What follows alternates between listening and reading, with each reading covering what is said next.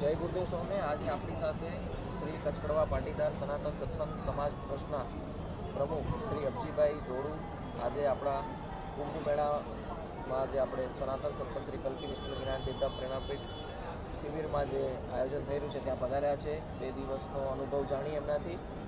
શ્રી અબજી બાપા, બોલો આપનો અનુભવ અને કેવી વિશેષતાઓ અને શું છે આ કુંભ મેળાનું મહત્વ? અને બસ આ કુંભ મેળામાં અમે લગભગ આજે 20 તારીખથી આવ્યા છીએ અને આજે 24 તારીખ છે। 3 દિવસ અમે આ કુંભ મેળામાં આવ્યા છીએ।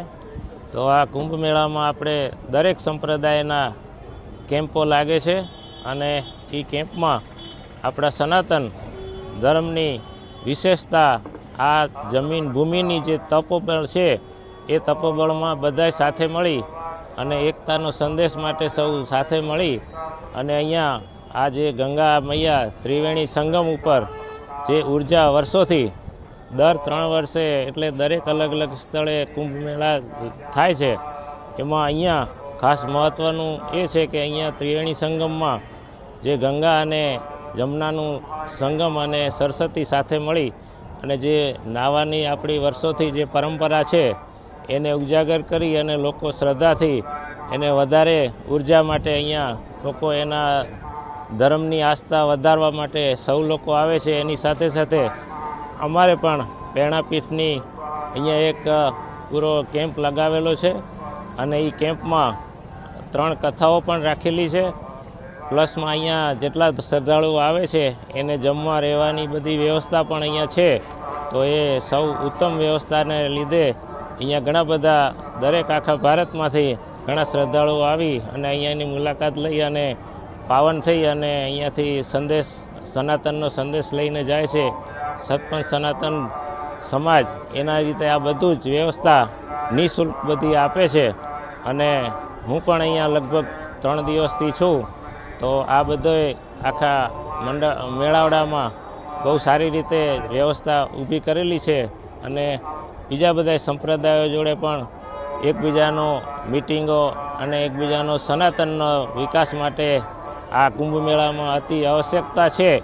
તો દર 3 વર્ષે આ જે કુંભ મેળા થાય છે એમાં સૌ આ અમારે સત્સંગ સનાતન સમાજ પણ મુખ્ય ફાળો આમ કે યોગદાન આપી અને દરેક શ્રદ્ધાળુને વ્યવસ્થા મળે અને વધારે આમાં ભાગ લે એવી અમે પ્રયત્ન કરી અને આ સુવિધા ઊભી કરીએ છીએ અને દરેક શ્રદ્ધાળુઓને વ્યવસ્થા પૂરી પાડી અને વધારે આપણા સનાતનનો વિકાસ થાય એના માટે પૂરા પ્રયત્ન કરીએ છીએ અને એનો બધાય સારો ઉપયોગ પણ કરે છે।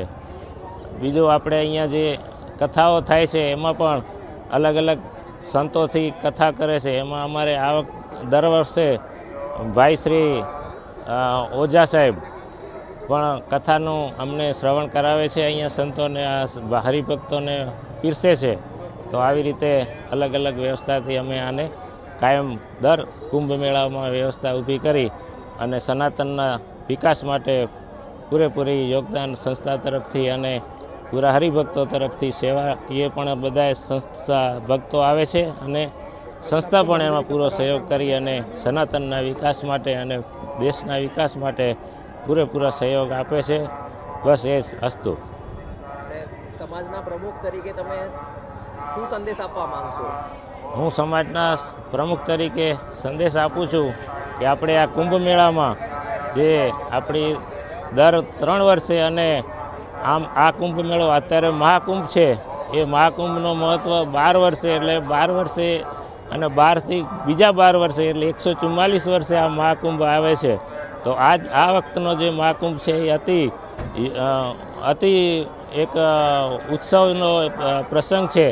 તો આ મહાકુંભમાં હું પણ અહીંયા આવી અને હું ધન્ય અનુભવું છું કે આ સ્નાનનો લાભ લઈ અને મને પણ ખૂબ આનંદ થયો છે અને આના માટે આપણે સૌએ સાથે મળી અને આવા પ્રસંગમાં વધારે લાભ લઈ અને સનાતનને ઉજાગર કરવા માટે આપણે પૂરો પ્રયત્ન કરવો અને હું પણ એમાં પ્રયત્ન કરીને મને પણ આનંદ થાય છે કે મારે પ્રમુખ તરીકેની જવાબદારી છે।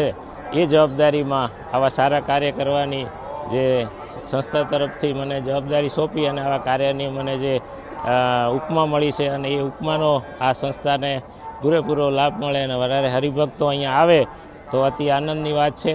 તો એ જ સંદેશ. અને અમારે હું એ જ કહેવા માગું છું કે હું પણ અહીંયા 3 દિવસ રહ્યો તો મને પણ ખૂબ આનંદ થયો અને ખૂબ આ મેળાનો મહત્ત્વ છે એ આપણે અહીંયા આવીએ એટલે વાઇબ્રેશન આવે છે. આ બધી જ સંસ્થાઓના અલગ અલગ સંસ્થાના જે પોતપોતાના નીતિ નિયમો છે એ પ્રમાણે બધી ઉર્જા એક સાથે ભેગી થાય છે અને એ ઉર્જાનો આપને અહીંયા અનુભવ થાય છે. એ અનુભવ લઈને હજી આનંદ થયો છે અને ફરી પણ આવા મેળામાં આવા વ્યવસ્થા કરવા માટે તત્પર રહીશ એવું મને પણ એમ લાગે છે કે આ કરવું જોઈએ અને હું પણ એવો પ્રયત્ન કરીશ કરવા માટે. બીજું આપશ્રીની કંપની તરફથી મતલબ આપના પરિવાર તરફથી બ્રહ્મ ભોજનના આપ દાતા પરિવાર પણ છો એ બદલ બી આપનો ખૂબ ખૂબ આભાર. ધન્યવાદ. જય શ્રી કૃષ્ણ. ધન્યવાદ.